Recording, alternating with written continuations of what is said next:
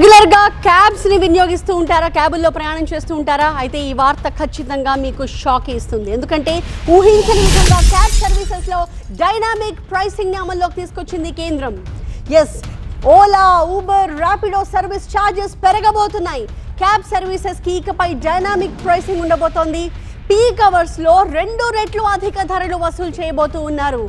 అధిక ధరలు వసూలు చేయడానికి కేంద్రం అనుమతి ఇచ్చింది. ఈ నెల నుంచే ఈ పెరిగిన ధరలు అమల్లోకి రాబోతూ ఉన్నాయి.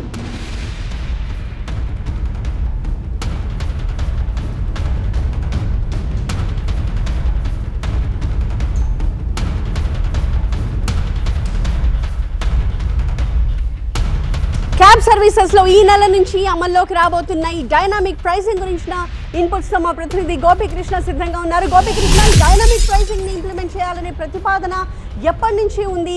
ఎలాంటి అంశాలని కన్సిడర్ చేసి ఇలాంటి ఒక ప్రతిపాదనకి మన ఆమోదం తెలపచ్చు అని కేంద్ర ప్రభుత్వం అనుకుంది?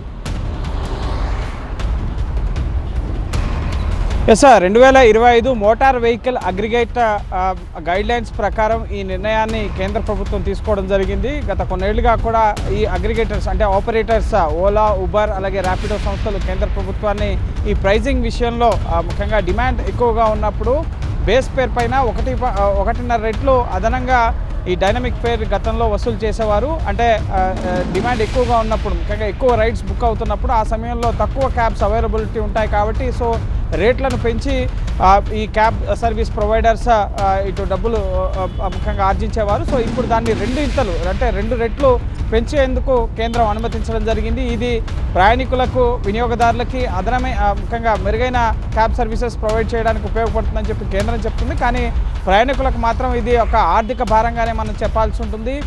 ఈ గైడ్లైన్స్లో భాగంగా కొన్ని నిబంధనలు కూడా కేంద్రం పొందుపరచడం జరిగింది. ఎవరైతే ఈ క్యాబ్ సర్వీసెస్లో ట్రావెల్ చేస్తారో వాళ్ళకి 5 లక్షల వరకు కూడా ప్రమాద బీమాని కల్పించాలని చెప్పి అగ్రిగేటర్స్కి సూచించడం జరిగింది. అలాగే బేస్ ఫేర్ 3 కిలోమీటర్ల వరకు కూడా నిర్ధారించడం జరిగింది. అలాగైతే ఎవరైతే క్యాబ్ని క్యాన్సిల్ చేస్తారో సో వారు 100 రూపాయలు మించకుండా 10% బేస్ ఫేర్ పైన జరిమానా చెల్లించాల్సి ఉంటుంది. అంటే అది డ్రైవర్ తరపు నుంచి క్యాబ్ క్యాన్సిల్ అయినా డ్రైవర్ చెల్లించాల్సి ఉంటుంది. ఒకవేళ ట్రావెలర్ తరపు నుంచి క్యాబ్ రద్దు అయితే కనుక ఆయన 100 రూపాయలు మించకుండా బేస్ ఫేర్లో 10%ని చెల్లించాల్సి ఉంటుంది. సో ఈ గైడ్లైన్స్ అన్నింటినీ కూడా మోటార్ వెహికల్ అగ్రిగేట్ గైడ్లైన్స్ 2025ని 3 నెలల్లోగా రాష్ట్ర ప్రభుత్వాలు ముఖ్యంగా అమలు చేయాలని చెప్పి కేంద్ర రవాణా శాఖ సూచించడం జరిగింది. సో ఇప్పటి వరకు డైనమిక్ ప్రైజింగ్ అనేది ఇటు ఫ్లైట్స్లో, ఆ తర్వాత రైళ్లలో మనం అమలవుతూ ఉన్నదే చూసాం. ఇప్పుడు క్యాబ్స్లో కూడా ముఖ్యంగా రోజువారీ దైనందిన జీవితంలో ఇటు ఉద్యోగాలకు వెళ్ళాలన్నా లేక బయట ఎక్కడికి వెళ్ళాలన్నా కూడా వెంటనే ఇటు క్యాబ్లు, కార్లు, అలాగే బైక్స్ లేని వాళ్ళు క్యాబ్ సర్వీసెస్ని ఆశ్రయిస్తున్నారు. సో ఇప్పుడు